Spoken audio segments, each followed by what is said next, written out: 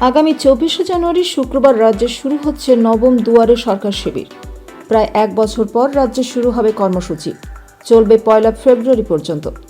বিভিন্ন এলাকায় ক্যাম্প চালিয়ে মোট 37টি প্রকল্পের সুবিধার জন্য আবেদন জমা নেওয়া হবে। গোটা রাজ্য জুড়ে ব্লকে ব্লকে এই প্রস্তুতি নেওয়া হচ্ছে।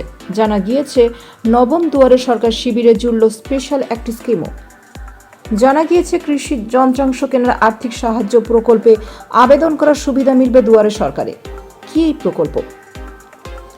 রাজ্যের কৃষি দপ্তর সূত্রে খবর, হস্তচালিত ছোট যন্ত্র থেকে বিদ্যুৎ চালিত মেশিন সবেতেই এই প্রকল্পে মিলবে ভর্তুকি। উপকৃত হবেন কৃষক থেকে শুরু করে স্বনির্ভর গোষ্ঠীর সদস্যরাও। 50 থেকে 80% পর্যন্ত আর্থিক সহযোগিতা ভর্তুকি হিসেবে দেবে কৃষি দপ্তর।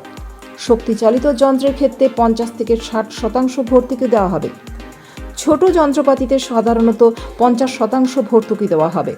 পাওয়ার tiller, solar pump, drone, seed ড্রিলের মতো অনেক কিছুতেই ভর্তুকি মেলে। কৃষি দপ্তরের জনপ্রিয় এই প্রকল্পের সুবিধা এবার মিলবে দুয়ারে সরকারি ক্যাম্পে। 2023 সালের 15 থেকে 31শে ডিসেম্বর পর্যন্ত আয়োজিত হয়েছিল অষ্টম দুয়ারে সরকার। সেখানে 36টি প্রকল্পের আবেদন গ্রহণ করা হয়েছিল।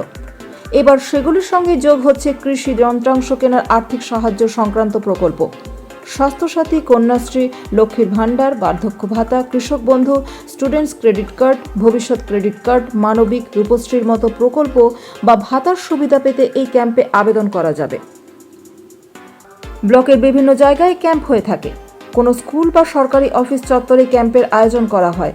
এবার প্রশাসনের পক্ষ থেকে নির্দেশ দেওয়া হয়েছে, আগে যেসব এলাকায় বেশি গুরুত্ব পায়নি সেখানে ক্যাম্পের সংখ্যা বাড়াতে হবে।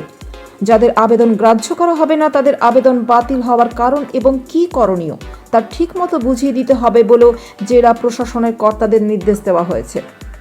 জানা গিয়েছে, 24শে জানুয়ারি থেকে 1 ফেব্রুয়ারি পর্যন্ত চলবে এই ক্যাম্প। 28শে ফেব্রুয়ারির মধ্যেই সব আবেদন খতিয়ে দেখা হবে। এই সমস্ত পরিষেবা দেওয়ার ক্ষেত্রে অন্য কেউ কোনো অজুহাতে টাকা চাইলে রাজ্য একেবারেই বরদাস্ত করবে না। এই কথা এসওপি বলে দেওয়া হয়েছে। সকাল 10টা থেকে বিকেল 4টে অবধি চলবে এই ক্যাম্প। রাজ্যের নির্দেশ, সমস্ত ক্যাম্পে প্রয়োজনীয় জলের ব্যবস্থা করতে হবে। প্রসূতিদের জন্য এসএইচই কর্নার বা বিশেষ কর্নার বলা হয়েছে। পাশাপাশি ফটোকপিও যাতে বিনামূল্যে হয় সে ব্যাপারে নজর রাখতে বলা হয়েছে।